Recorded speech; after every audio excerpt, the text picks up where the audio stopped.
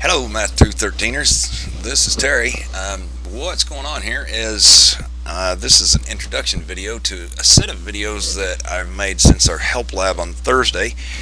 Did that because didn't really don't really think I was much help in the help lab, and I kind of want to make that up to you.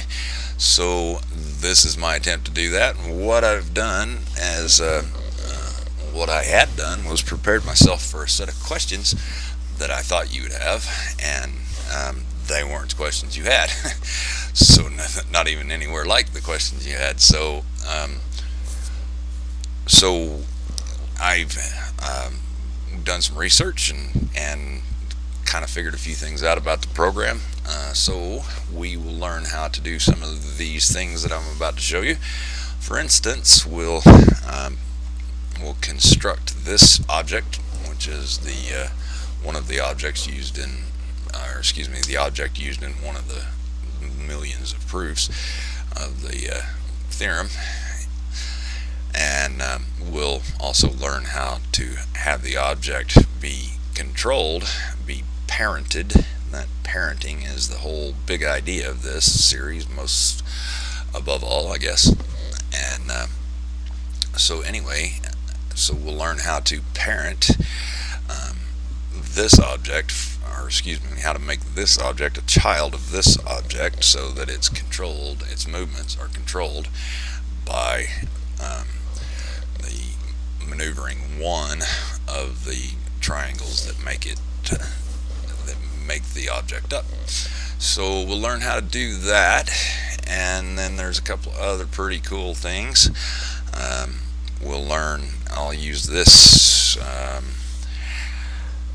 sketch to describe one of the things we're going to learn, and that is this dynamic measurement idea that we've got going on up here. What that means is that, as you can see, I have the area of this rectangle being measured here, and then I have the sum of the area of these two rectangles being added together on a different line. And as we manipulate this parent object, then our measurements change. And of course, that is not by any stretch of the imagination a proof of the Pythagorean theorem. However, it is kind of a visual aid to it. As you've probably learned by now, proofs are very number shy. So we'll learn how to do that. I'll show you some pretty cool tools, like for instance the one that makes those squares, and pretty quick, pretty easy to do. And let me go ahead and get rid of that.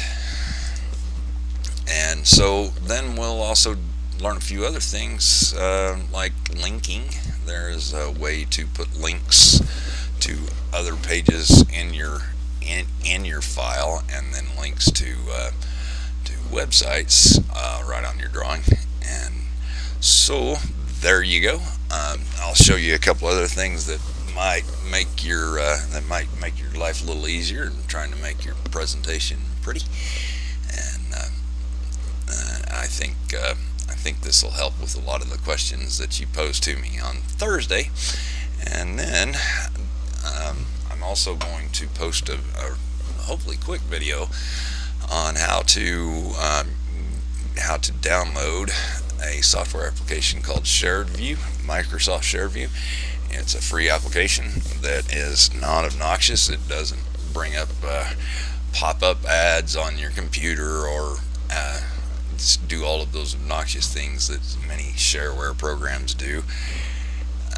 And it allows two or more users to get to attend a web meeting or a web session, wherein one of the attendees' screens will appear to all of the rest of the attendees. So if you were to have a hang up, you could simply ask for a web session, and from me or from anybody that has the software, and do that. so it's pretty cool. I use it in my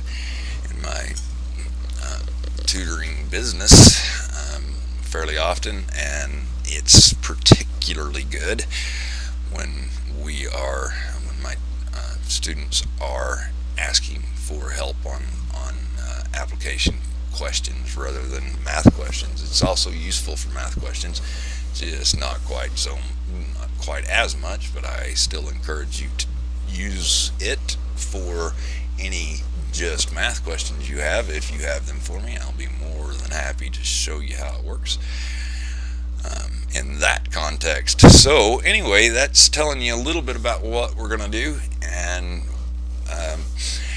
we'll get on to some of the work here in the next video. Okay, guys, I'll see you in the next one.